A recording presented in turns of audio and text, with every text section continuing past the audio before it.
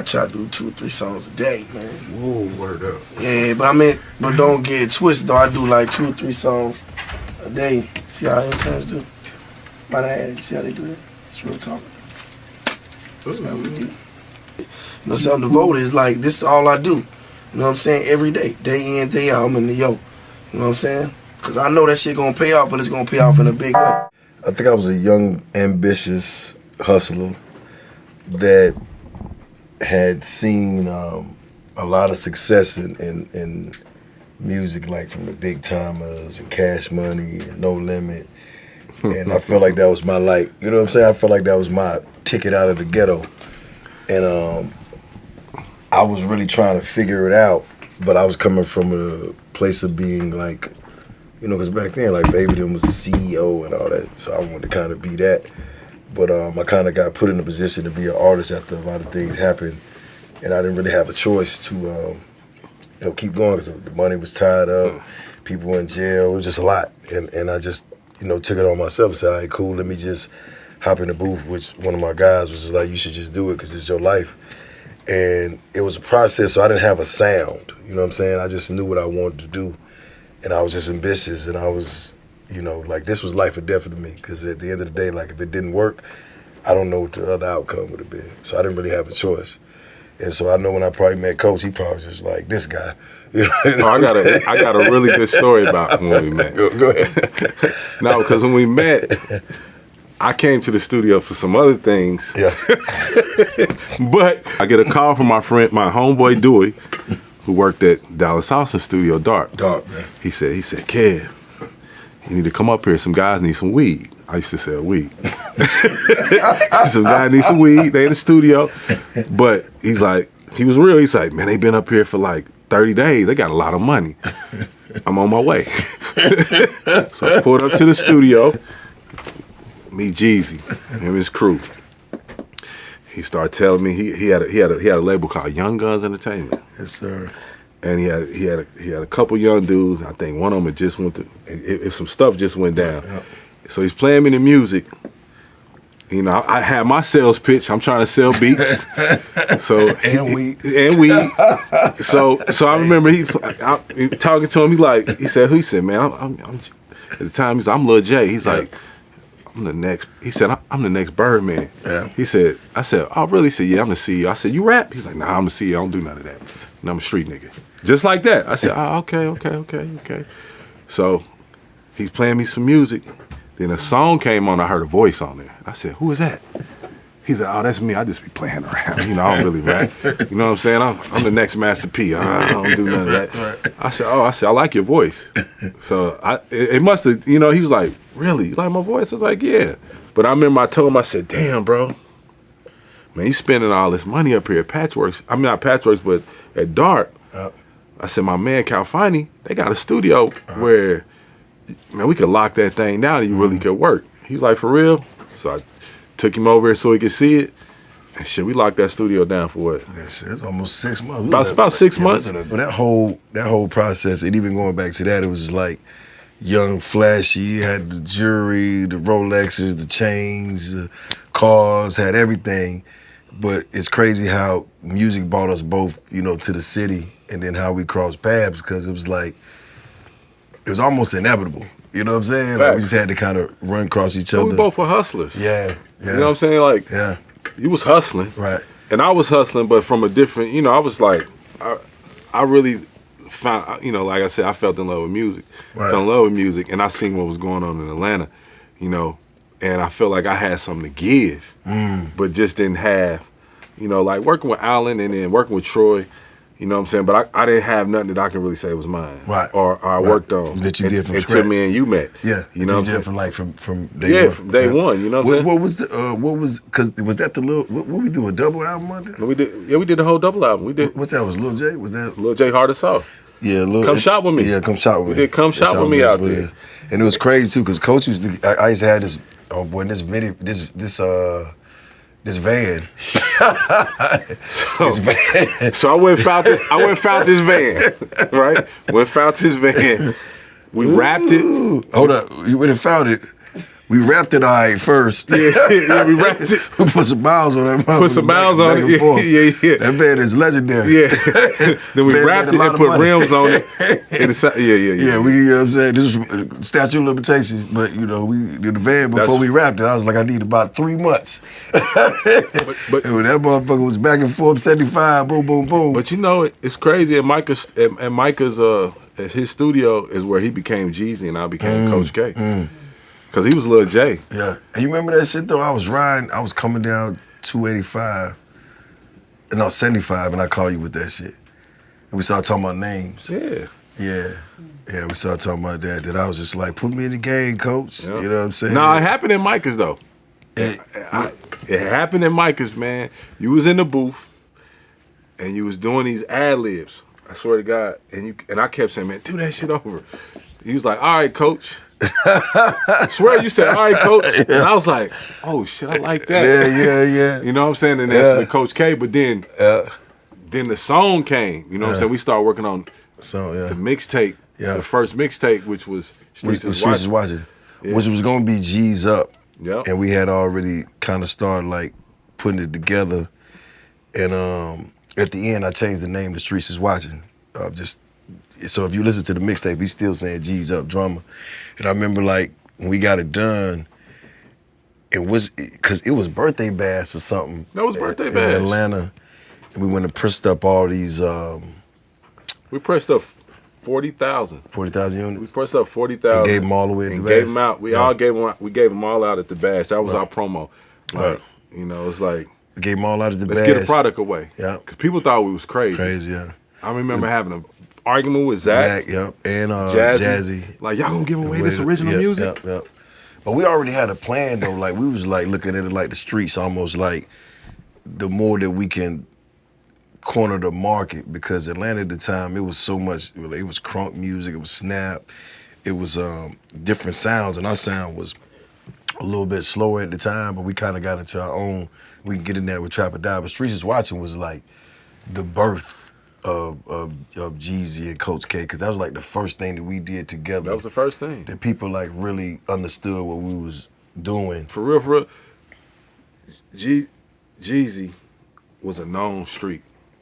You know what I'm saying? So we could, you know, my thoughts was he was respected in the streets, like really respected in the streets. So, you know, him rapping, I think that was kind of the thing, like, I don't really know if I want to rap, because he was really a street dude, right? So, you know, with street dudes, once you cross that line and that shit is whack, then you kind of, your credibility's fucked up, you know what I'm saying? So we had to really focus and really do that shit right. You know what I'm saying? And we got to a point where, you know, he was like, I'm gonna do this shit. I'm gonna rap. No, you said, why don't you talk about the shit you do in your real life? And I was like, I don't know about that. I don't know about that. That seemed like a problem. But you said third person. I said do it in third person. Yeah. We took a trip one time to Indianapolis. This is real shit. And Jeezy was a hot boys fanatic. And me and him was in the Benz. It's a crazy story behind that too. Oh yeah, we drove the Benz. We drove to Indianapolis, and all we listened to was Big's album, Big's first album, and Jay's first album. Cause I was like, bro, you gotta listen to this. Like, cause they talking about it, but it's just in third person. Like Jay was really good at it. You know what I'm saying? And I think it clicked when we got back. He's like, oh, I got this shit. Yeah. Like, and that's when we went in and we was creating a buzz. But you're right though, because I didn't even think about it. Like we did, like it was like we were doing clubs where you stand on top of speakers because there wasn't no stage. Yeah, because you gotta think. Right. If you known, you a known, respected, you know, one of them guys in the streets. Right. Like we couldn't fuck that up in Atlanta. No. So we worked the country. We worked the country. Right. It's crazy. So you was intentional about this shit? It was very intentional. Oh, I wasn't even thinking. I was like, shit, I guess we got. I was very intentional. I mean, that's crazy. You can't. I mean, like that's crazy. Just because, you know.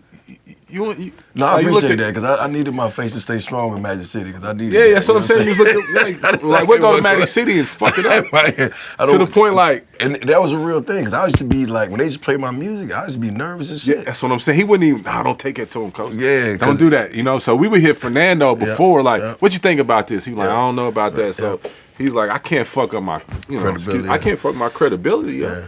And Magic City was like a family because I've been going to Magic City since I was like a teenager. So I had got so in the grain of it. It was so much respect there that you would almost be dropping the ball if you tried to become a rapper and it didn't work. You know what I'm saying? Because they would be looking at you like, damn, like you one of them guys and now you trying to do this. And I never forget, like the first couple of times it was kind of like moving, but I don't know what it was like about the whole trap or die thought process and the way we went about it, but it was seamless coming from Streets is Watching. Because you know what? When we did Streets is Watching, we gave out so much product. It was like giving out drugs, like dope. We put pure dope on the streets. Right. You know what I'm saying? That's just like if you was a drug, you gave it out. The fiends are gonna come. Right. We put pure dope on the streets, and For free. Right. You know what I'm saying? I never forget. It was like birthday bash was on that Saturday, in like 2 weeks. And the genius shit was I put my personal phone number on them CDs. You know what I'm saying? I was picking up that phone, booking them shows. You know, I put my personal number on them CDs. And DJ. You remember using I was, DJ? I was doing it all. I put my personal number on there. And within 2 weeks of them CDs, we'd be out. He'd be like, man, you hear that shit? You hear that car? Yeah. He was bumping the mixtape. Yep. Then the phone started ringing. Yep. Then the phone started ringing. Yep. Then the phone started ringing. And then we had a formula. We was like, oh. Yeah, it was in it. We got a formula because...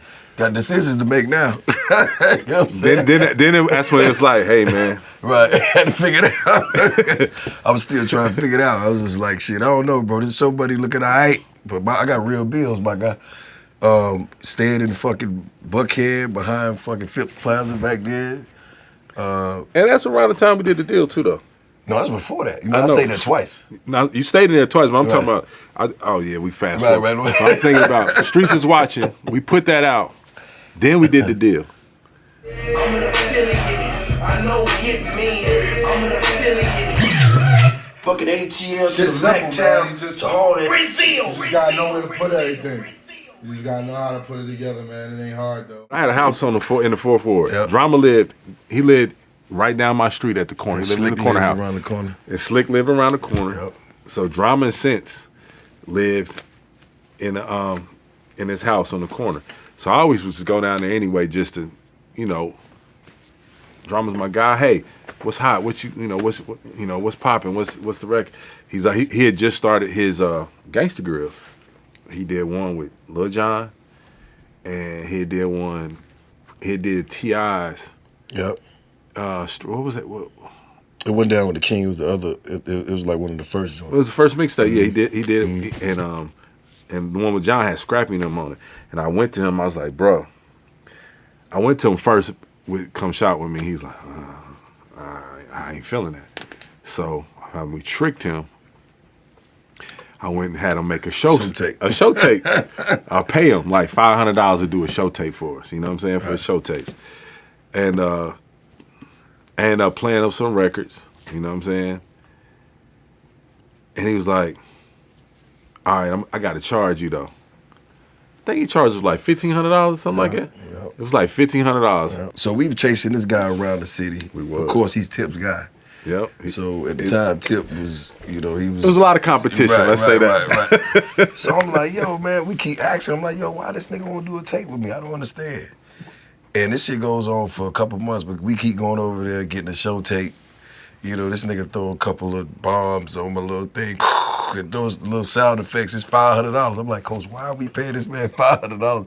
He's like, he gonna do the tape. Boom. We get over there, we go to his house. Now, mind you, I'm probably driving whatever.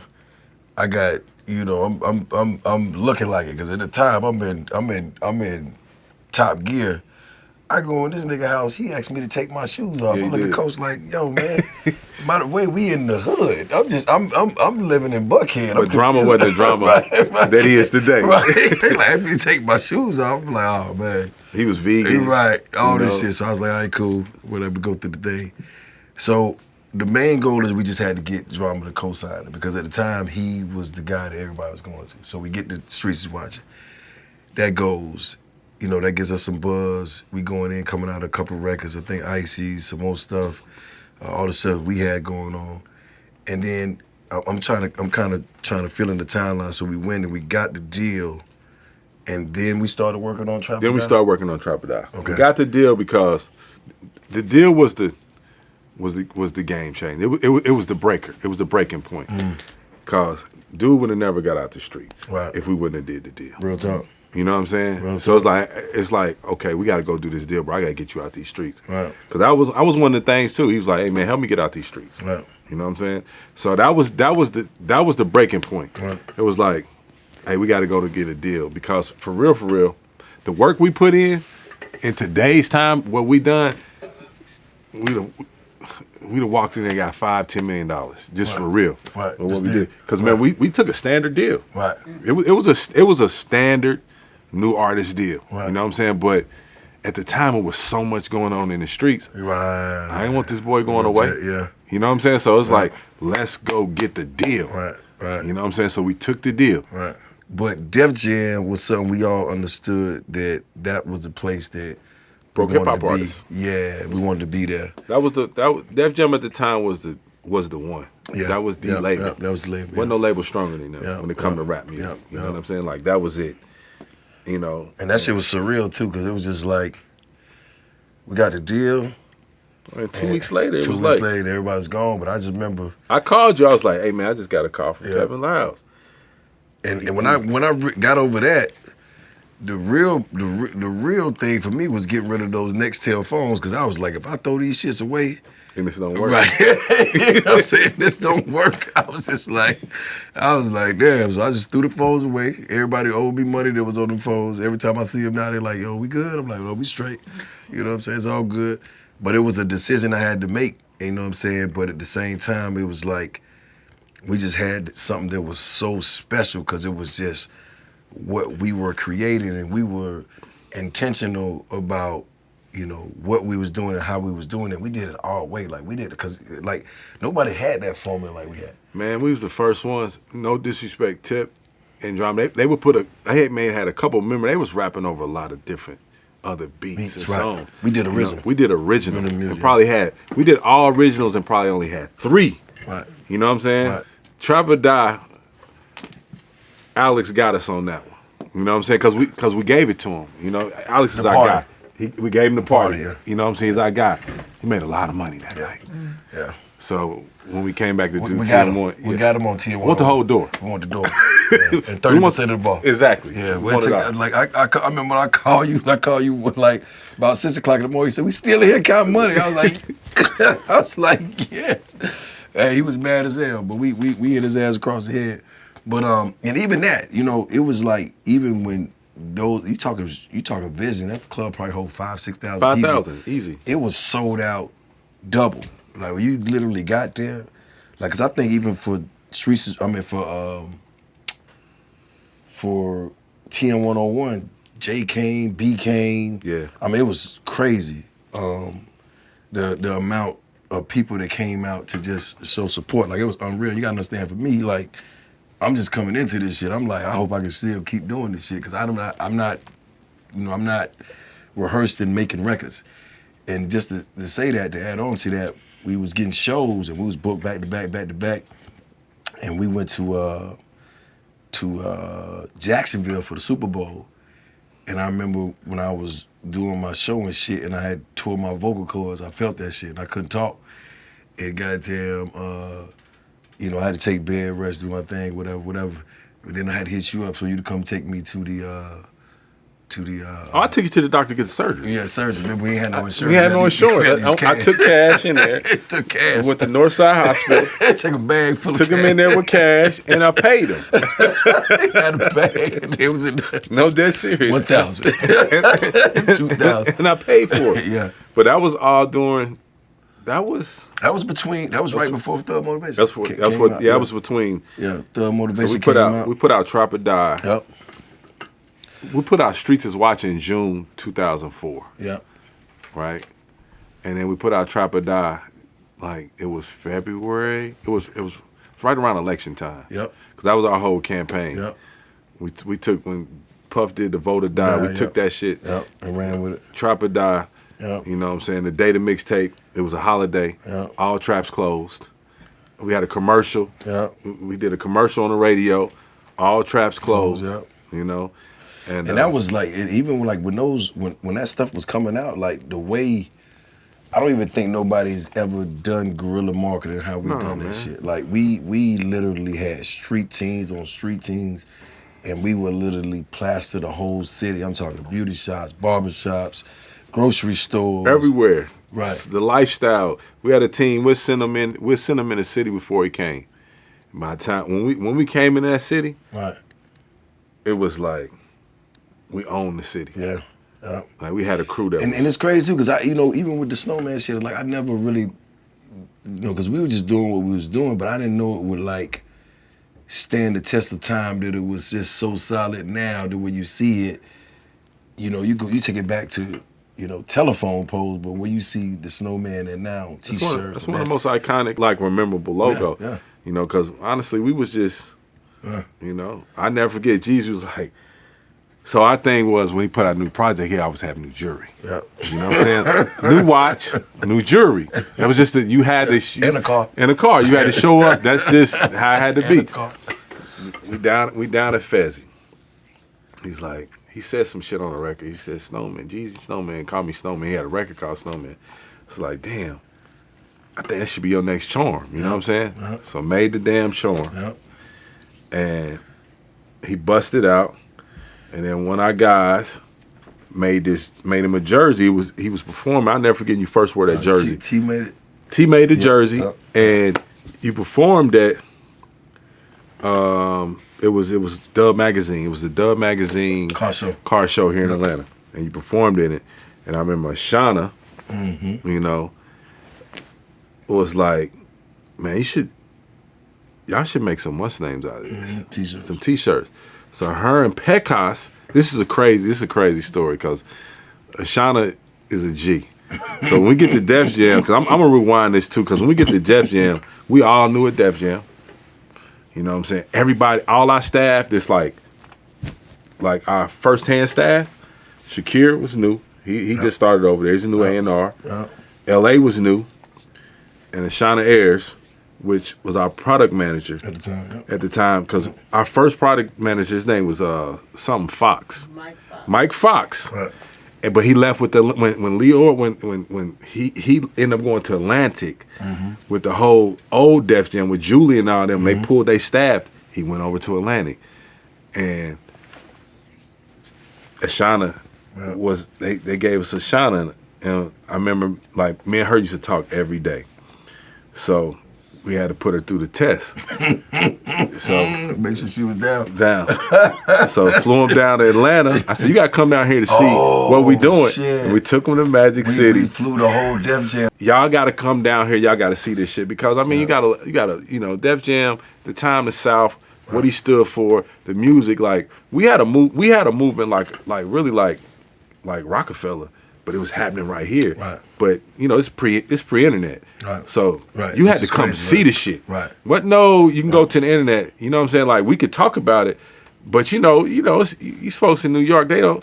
We flew The whole Def Jam. the whole Def Jam down. I fucked up about $250,000 that night. Whole Def Jam. It worked. No, we flew the whole Def Jam. We did a whole. It was crazy. It was the whole staff. Yep. It was 70. It was not influencers at the time, but it was tastemakers. It was DJs. It was indie store indie record store owners. It was radio. And we flew them from all over the country. Came in. And we did Macon? We did the finale was in Macon, the concert. We did a cookout and barbecue. Yep. And then we took them they went to the gun range. Went to the gun range. I didn't go because we was but all the DJs they went to the gun range, okay. and then we took them to Magic. I remember the Magic City shit. And we took them to Magic. Yeah, They ain't yeah. never seen no shit. I'm gonna I don't even throw it out think there. I've Magic. seen a few I don't think employees- Magic's been fucked up like that. No. That was No.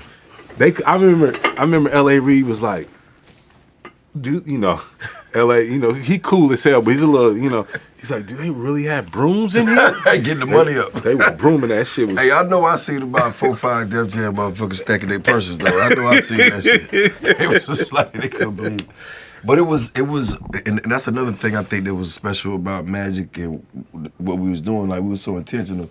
There was never a time we was in there where we wasn't, like, intentional about why we was there, but we also had, you know, we was marketing. We had the jersey on, we had the chain on, we know the songs we wanted to play. We made jackets. Yeah, you know what I'm saying? It was just like a whole thing, and it's just like, but going back to Magic, when Trap or Die came out, now Drama went in on this one because I had he had to though, talk. but he had to because, you know, let's be clear, we was on it. Once we put Streets is Watching and we fed the streets that dope, it was like we became the kingpin. Yeah. You know what I'm saying? Where it's like, if you didn't fuck with us, you look crazy. Right. You know? And I never forget this shit, man. I booked so many shows. I remember this nigga was like, damn, dog. I was like, man, you might as well get rid of them chirps. Throw them shits away. I mean, his money probably was coming in bigger, but we was, you know, it was 5,000, then it went to 10, then it went to 15. Once we got to like 20,000, like, this boy was on the road from Thursday to Monday. Thursday, Friday, Saturday, Sunday. Every day. Man, we bought a tour bus before the album came out. We bought our tour bus before we bought a tour bus off mixtape. Yep. Brand new tour bus. Yep. I'll never forget sitting in the studio with Noonie and Jazzy and Trick Daddy and all them, and we was like, yeah, we about to do this with this Trap or Die. And they just like, why y'all giving out? Streets is Watching. Oh, was it Trap or Die? Man, the day you did. Cause I remember Noonie them saying because we was telling them we was gonna put a DVD with it. We was gonna put a DVD with Trap, which was probably one of the best things. They never want us to give out free music because that's when we were all kind of working together when we did Streets is Watching. We got a big ass argument. And I was like, I'm giving this shit out. Right. You know what I'm saying? You sitting on all this music, we got to give it out. We have to give it out. That's probably how one of the best things ever, because even now those songs still resonate. Man, you know what I'm saying? They still. I remember when you first found your swag. Yeah. You called me. Did you meet me at on 14th at, you know, Jelly? No, you met me on 14th Street. At the Shell. Oh shit, yeah. You know what I'm saying? Like, yeah, he called me. He called me. That's all that was your meeting. Right, I know, that's why I say it's all bad. He called me. He called else. He called me. He was leaving Shorty Red's house. It was about 2 in the morning. You hit me. You said, man, meet me at Shell, I gotta play you something. Yeah. And you played me Hold Up. Hold Up. Yeah. And I said, bro. To this game. I said, bro. Tall. I said, that's it. Yeah. I said, you found it. Yeah. This is it. Yeah. This is the sound. Yeah. You found it. And then from there it was. So going into TM 101, going into the album, we were already giving out original songs. Mm-hmm. You know what I'm saying? So it wasn't, you know, and he was such in the zone. You know, what made him so good was his storytelling. Mm-hmm. Like I always tell people, you know, people at the time wasn't no internet, you know, so you actually had to come to Atlanta to see this shit, right? And if you couldn't make it to see it, this nigga his songs was like, it was like film, it was like soundtrack. It was the soundtrack to Atlanta nightlife, to Atlanta, to the streets, to everything, cause you know, I mean, we walk in the building, they think we country boys, you know what I'm saying? It's the South, it's Atlanta, but when you get to listen to these records, like, oh shit. You know what I'm saying? Like, you know, the same thing that they doing in Washington Heights, the same thing that they doing in D.C., the same, it's going on right here. Yeah. You know what I'm saying? And he was penning that shit. Mm-hmm. You know, it was so visual, man. Like, the music was so visual, like, you could actually smell the dope. Yeah. You know what I'm saying? You could be sitting, you could felt like you was sitting in Granny's in the kitchen. Yeah. You know what I'm saying? It was so visual. I think the difference was that by the time we got into the album, we had built the ecosystem of producers and people that was on a different level, that the Don Cannons and the DJ Dramas, and they was just bringing something different. Because at first it was just me and Shawty Red. Yep. When we found the street sound, and then we started getting access. Then also Justice League. The Justice League. Yeah, Justice League. And a lot of these guys we dealt with first. Like this room right here we sitting in. That room over there. Yeah, the A room, Justice the B League. room. B room. I met Justice League at TJ's DJs, which was a record pool that he used to do. Right. And I'm in there. I ride down with Jazzy They had an artist named Jody Breeze. I'm in the van. I got my box of Streets is watching mixtapes. You know what I'm saying? They promoting their artists. I said, I'm gonna get in here. I'm gonna promote mine. You know, I got my box. I come in. They ain't got their shit together. I got about 5 boxes of Streets is watching, and I got my main guy, the bald head dread, Kareem. Kareem. A killer, a street team Sniper. killer. Sniper. I said, me and my guy, we getting in here in this van. Yeah. I got 5 boxes. You know, by the time we get to TJ DJs, my man, he's a sniper. Yeah. CDs everywhere. Yeah. The best to do it. Kareem was the best. One of Justice League manager grabbed a CD. He like, hey man, I had got this CD. I heard this guy. He was like, we like him. I said, so he gave me a CD of beats. Yep. So I put my Walkman on my way back to Atlanta because we driving back from Tallahassee from TJ DJ. Like, God damn. Crazy. So I come back, I give him he like, oh, this shit is crazy. Crazy, yep. We called him, we say, hey man, we want to bring y'all to Atlanta. We working on this, we working on the album. We did it on the B room. Yep. On the B room, you know what I'm saying? It's Trapodize out. We working on the album. Yep. They come up, he's like, y'all want us to fly up? They like, nah, just rent us a van. Yep. They pulled up with instruments, drums, saxophone, like yeah, these they boys were serious. Play, that was the first time I ever like really seen like production. Yeah. You know what I'm saying? Yeah. In front. Like that was like, okay, I'm in this. The other time was when I walked in there and saw Manny Fresh. Now you gotta understand, I was like a hot boy fanatic. And like finally he in the B room. Got a story about that. He about to do the record. I'm just like, oh shit. We done Manny Fresh in there. But we done with the album, remember? We didn't have a single. We needed a radio record. Remember, we were done with the album. That was the last record we did. Wow. And then what was the last record we did on the album? Wow. And it was like we had to turn the album in. Yeah. That was the last record. Yep. Right? Yep. And Yep. Manny Fresh came in and they cut the record. Yep. And Street records. Really, I would say high fidelity, hi-fi street music. Mm-hmm. You know, on another level. This was it felt a little fun. Yep. You know what I'm saying? So he went in and he, you know, what he did on the record, he made it feel, you know, he put the street on, but he was smart. He still made it feel fun. But he was there conversations about that shit though. When you trying to get me to do the other records, I was like, nah, I can't do this shit, man.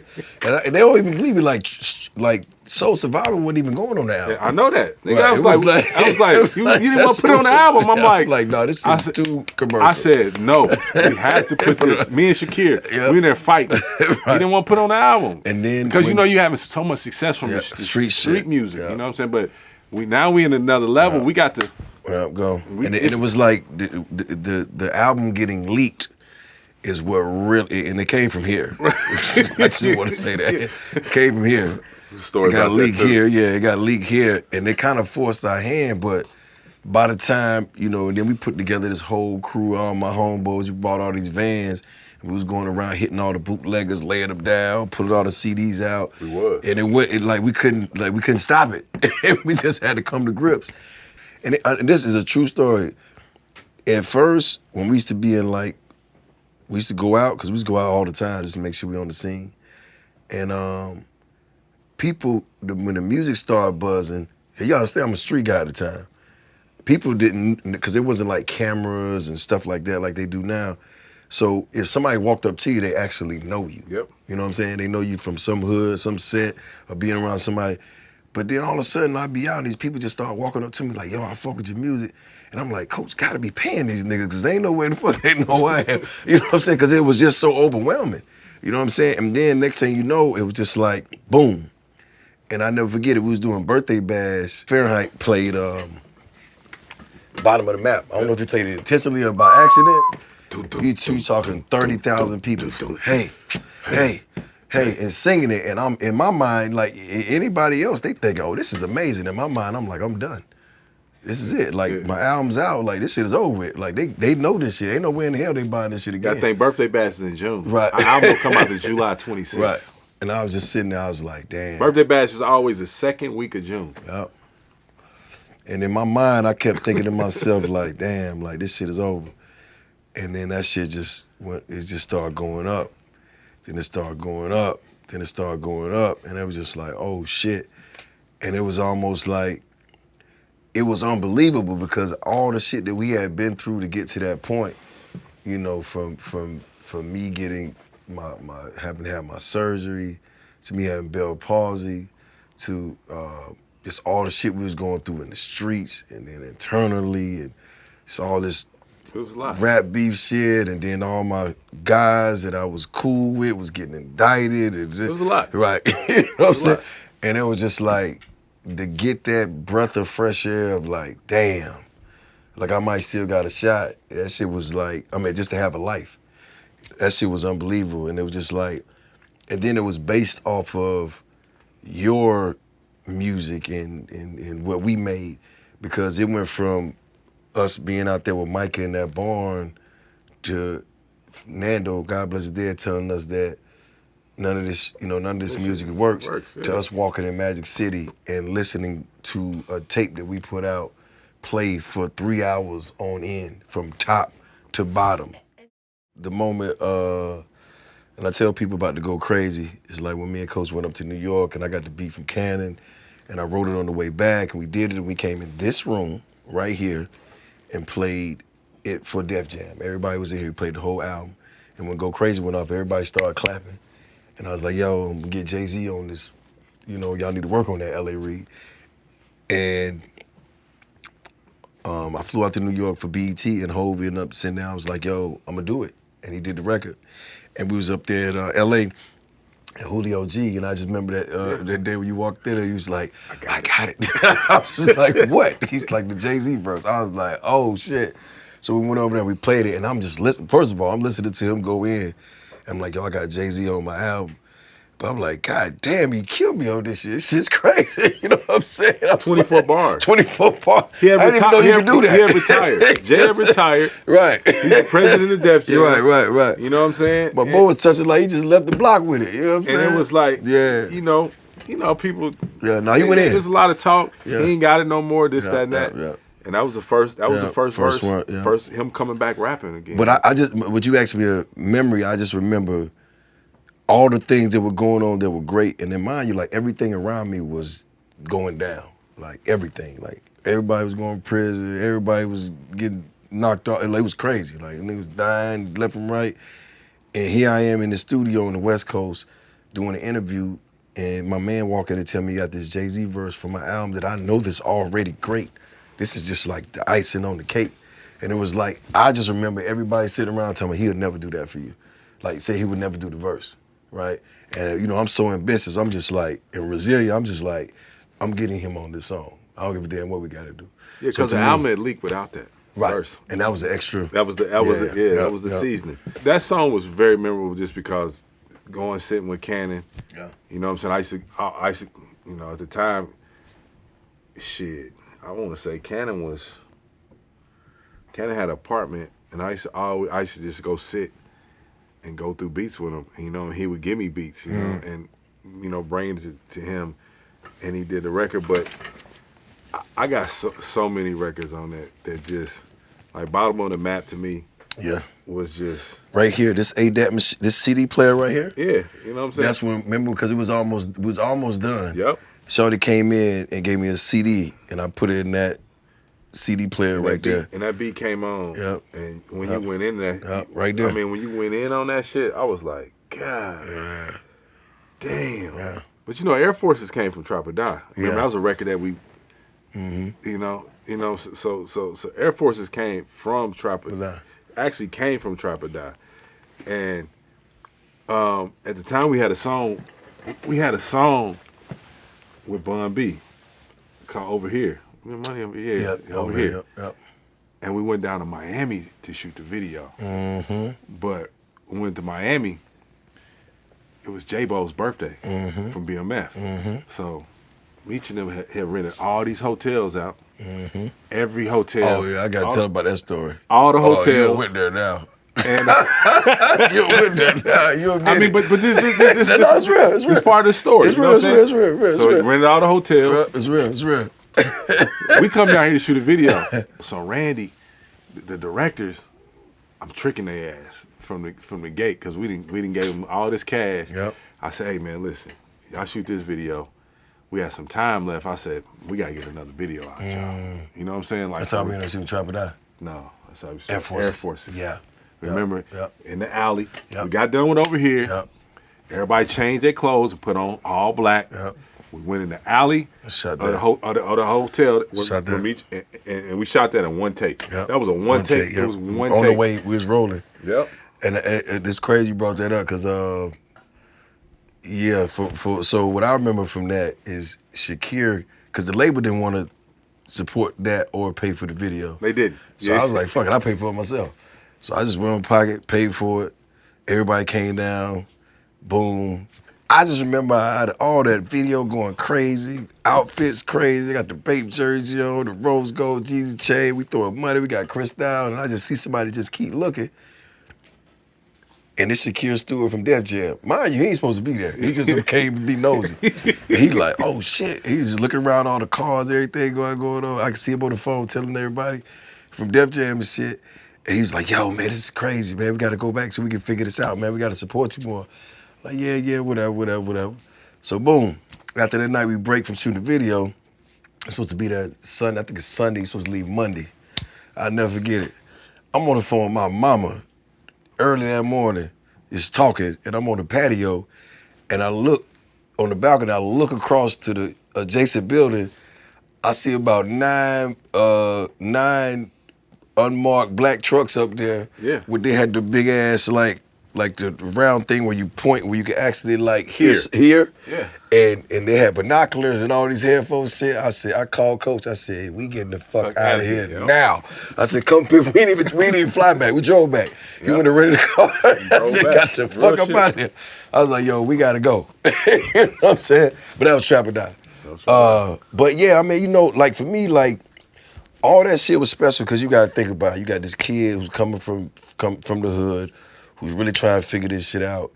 And you coming into your own, and then you got your whole life to make your first album, and it was just like the honor and the privilege of working with somebody who saw the vision and was able to help me just articulate, what I was wanting the world to hear, and at the same time, like, having the ability to do it the way that I wanted to do it because we was actually funding it. Yeah. You know what I'm saying? I think that's the difference. It's like a lot of people got deals and got their money from the label to fund the album, but it was like, we got the deal.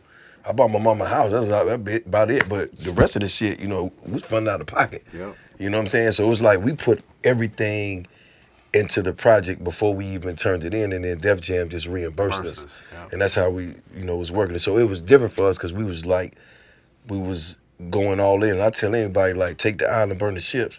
Because it's like, once you get other people involved, like, now don't get me wrong, like, Def Jam as a whole did their thing. But it was like, it was something that was important for us to do at our own cost and do it our own They way. didn't really see the vision. I mean, they're a major label. You know what I'm saying? They didn't understand. And the South at the time. Yeah, they didn't understand it. So we had to show them. Yeah. And once we showed them, we could never stop that. Right. Because you got they're a corporation. So it's like you said, Shakir, we like, damn, we want to shoot this video, Shakir and Shauna. Right. And they like, well, we got to go get the budget. You know what I'm saying? It's like we got the budget. You can't. You don't have. You can't. You got to move. You got to move very fast. And I want to say this too, because a lot of people. I want to clear this up because a lot of people be like, yo, man, you ain't did this before that. Listen, man, we was already that before that. You know what I'm saying? To add on to that, I remember us distinctly, and this is another thing I say, doing it the way you do it. This is a big deal. We're shooting the album cover for TM 101. Everybody's in the building. Def Jam's there, the art director and everything. And I get there, and they got all this fake money in the boxes. I look at Coach. I say, nah, nigga, we ain't doing that. Take that shit out. Give me 30 minutes. Boom. My man's gonna come in and start dropping duffel bags. We started putting all the real money. They started putting the real money. So if you look on the TM 101 album cover, that's real money. Because I refuse to let, that be some fake money. It had to be authentic. Right. You know what I'm saying? His music, so everything was really authentic. Right. So we can never get away from that. Yeah. You know what I'm saying? That's one of the things that I think that was one of my gets in his, any artist I ever worked with, you know what I'm saying? I stood on authenticity. Yeah. You know what I'm saying? I can't sell a story if it ain't real. Right. And could either of you have imagined that we would be sitting here 20 years later having this conversation Listen, about I was hoping back then I could make it another 20 minutes. You know what I'm saying? It was just, life was just that real. You know what I'm saying? I couldn't imagine that. I think I was so in the moment that Right. I never even thought about of a time. Right. You know, I just worked. You know what I'm saying? But it's wild though. This, 20 years later, bro. Yeah. You know, you got the #1 viral TikTok record. Yeah, they with told Sosa I High. still ain't figured 20 out. years later. 20 years later, it's crazy. It's Yeah. the #1. Yeah. And on the song I argued with y'all about not put on that. Now 20 years later, man, it's #1. It's been #1 for like 4 weeks. That's crazy. Like seriously. That's wild. Man. And it, I was talking, these algorithms. He's like, I don't know about that one. It might stay for another 4 or 5 weeks. Wow. And it's crazy because it's just like, it's so organic. It's like, because when you think TikTok, they always trying to set it up in a way. Yeah. Even when I got the call, I was just like, okay, what does that mean? And they started showing me just showing me what they was doing. I was like, it's dope. But I mean, 20 years later, I just think the timing is right, and the growth this happened in between the 20 years is amazing. And I think all the effort and the work and the sleepless nights and the staying up and the worrying and the pain and the figuring it out and everything we went through was worth it, man, because we came up with something that's like, it's gonna be here forever, bro. No, for sure. Yeah, that shit is crazy. And I remember the first time I told you that, he was like, what you gonna name it? I was like, Thug Motivation 101. It's a class. Listen to me. Yeah. We're gonna break it down like this. You gotta graduate. You know what I'm saying? Yeah, this shit was crazy. what would you today tell the 2005 you? Sheesh, you wanna go first, man? I tell myself just to keep going. Yeah. For the simple fact, I think I did it the right way. You know what I'm saying? Like, cause I didn't skip, I didn't skip nothing. Some people say, I tell people all the time, man, I take the long way Right. instead of taking the shortcut because that becomes the wrong way. That part. You know what I'm saying? So just keep going. Right. Keep your head in it. Right. You know what I mean? Like for real, keep your head in it. Mine would be, and I think I've done a great job of that. It's not just like never lose your integrity in this shit. Like that, and even when you do, just make sure you do what you're supposed to do, get it back. And just stay on your purpose, you know what I mean? Because it's a game. So it's almost like it's gonna be good times, it's gonna be bad times, it's gonna be things you gotta deal with, but you gotta stay the course. Yeah. You know what I'm saying? You gotta have, you gotta be able to reflect and then understand that this is still what has always been to me, a position of leadership, more so than just music. You know what I'm saying? And art, it's real, it's my life. It's like, I couldn't bag groceries if I wanted to. I wouldn't know how. You know what I mean? So other things I could bag, but not groceries is what I'm saying. You know what I'm saying? What is something that each of you lost in the motivation, in the time, the dedication of making this Oh, I can album answer that. 20 years later? What did you lose? I lost a lot. I lost a lot of friends, you know what I'm saying? When I say a lot, I mean like a lot of friends throughout the process of that. A lot of people that were near and dear to me. I saw a lot of people go away to prison. I saw a lot of people lose their lives. I saw a lot of people lose their faith, you know what I'm saying? So for me, the loss of trying to make it in a world where they're not gonna give you nothing anyway, but you're seeing this happen as you're starting to, take this trajectory of starting to become, and you're seeing these people, and there's like nothing you can really do, because it's like they're from where you from, but you can't bring everybody with you. I tried that, by the way, because I had my whole house, I had my whole hood there, you know what I'm saying? Everybody lived with me. It's a thug mansion is what they called it, you know what I'm saying?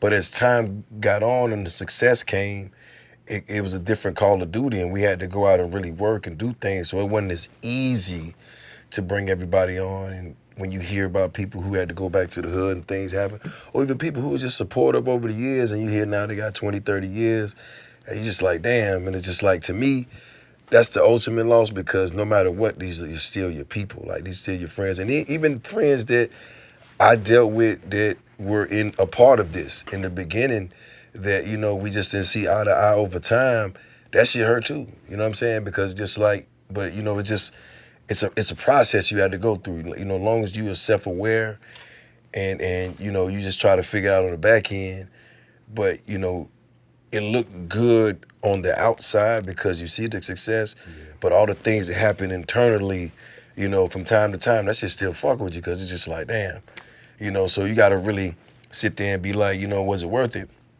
I absolutely think so because we changed a generation. Like and I beg to differ to say that the game, how we left it, like when we was together, and how we walked away from it to do other things, we opened the door for a whole generation to come in and do what we had done because people saw the way we did it, and there was never been a time that you have seen so many street guys that are involved in this industry. You know what I'm saying? It's almost like they got the blueprint and they was like, y'all left the back door open, we going in. So yeah. With me, more or less, I'm a head down, blinders on type of guy, and I had children really young. You know, I had children at 17 and 20. I was 17 and 21. So during the time when we were building, you know, I won't say selfish, because we're selfish, yeah.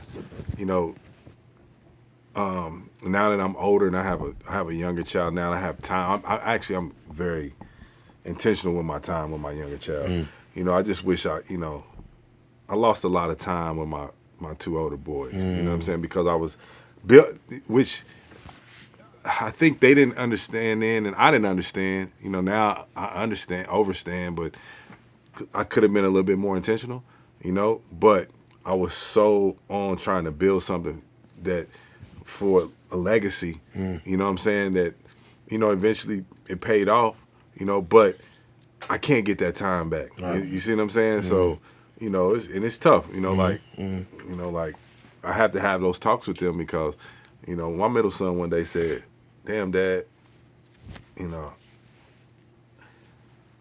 I wish you just would have came to my games like that." You know, that shit fuck with me. You know what I'm saying? Like, for real.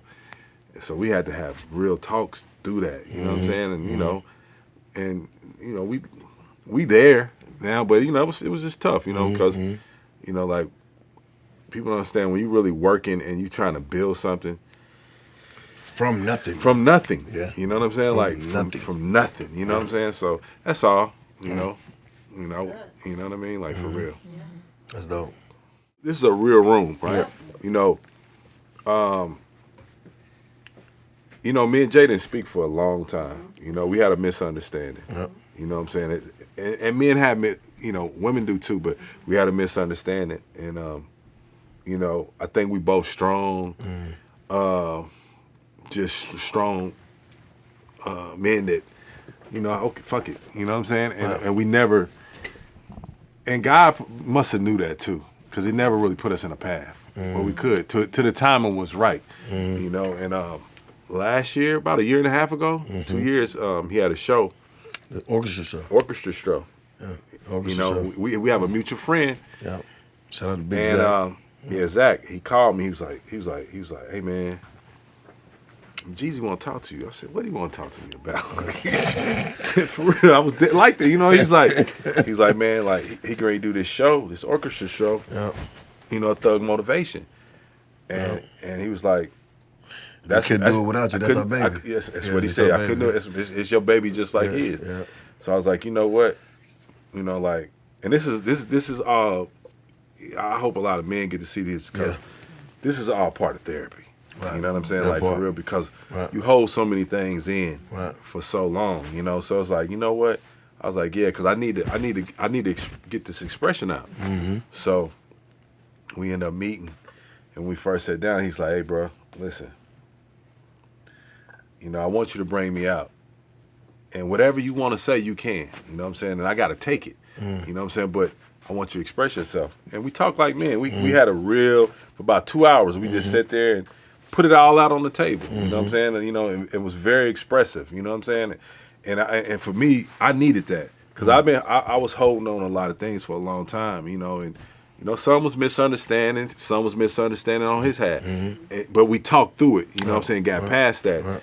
And the night of his show, you know, I wrote it was like I poured all of it out. You know what I'm saying? And I introduced him to his show. And I honestly felt good. I felt really good walking out of that room that night. You know what I'm saying? And then after the show, we really enjoyed, because we had a real history, like a real every day. Every day, you know what I'm saying? Every day for like 7-8 years, like every fucking day, you know what I'm saying? And then 14 years, 10 years, it's like no talking, you know what I'm saying? So and that was big for the city and the culture to see, because everybody saw us out, everybody saw us grinding, and it was just like, I think that was a moment of clarity for everybody, but also it was like, it was needed for the room and what it was, because the show with the orchestra was about evolution. Yeah. And if we couldn't evolve, then, what was we celebrating? Yeah. You know what I'm saying? And I definitely thank you for, sharing that, man, because that was a real one, and at the same time, it was really player. Like, it wasn't like we were just sitting on the block. We were sitting in the back of the tailors. We was getting our tuxes tailored. My man already got 4-5 tuxes in there lined up. I'm like, what you wearing tonight? Let me see. But no, it was great, man, and this was great as well, because I think that if anything, I want the next generation to see that things can be broke as long as you fix it. You know what I'm saying? Yeah. And then when you align with somebody who aligns with your vision and their purpose, you can make magic, and you can make something that's timeless. And just like now, being able to go on tour and celebrate, this beautiful body of work that we put together, and just knowing all the backstories that's behind it, and being able to celebrate that that evolution, I think is the best thing in the world. And I do want to add this. You definitely caught up with Rock Nation and Kevin Lyles. I need you to know that. I need you to know that. The ultimate was, for real, was that boy Barry at Motown. Okay, you know there it is. Barry in trouble. To the point, because I have to start a label called Quality Control Music. Yes, you know what I'm saying? That part. And, I never knew this. So, start the label. Quality Control, I have this thing with being partners with guys from the streets. Yeah, I know how to tell their story. So my partner, from the streets, we start Quality Control Music, and I meet Barry for the first time, and Barry says, hey man, I got this play going on. I want y'all to check it out. It's the Motown play. I was like, all right, cool. I'm flabbergasted. I meet this man. He's 80 years old. He's fresh. He's young. He's chilling. You know what I'm saying? He got his little young girlfriend. I'm like, all right. You know what I'm saying? That's the energy. It's the energy, you know what I'm saying? But we go to the play, and the show opens up. The show opens up, it says, you have now entered the quality control room. I never knew that they called their A&R meetings the quality control. Oh, wow. That's crazy. You know what I'm saying? So it was like, it was a moment. It was a moment. Oh, it was a moment. You know what I'm saying? Like a guy that I looked up to, That's Motown. Amazing. That's amazing. And we ended up naming our label Quality Control Music, and I never knew that's what the A&R means. That's amazing. By any means, keep going. Like keep growing, keep living. And stay motivated, and stay knowing that, no matter what, there's a way. You know what I'm saying? Because if you listen to the music, it tells you about the trials and the trills you go through, but there's always another way. You know what I mean? As long as you don't lay down, like bend, fold, or break. I would say, if you tell authentic stories, they will always last. They will always be here. You know what I'm saying? It's authenticity. I think that's the legacy of Thug Motivation 101. Like, it was so authentic that I don't think it'll ever leave. That part.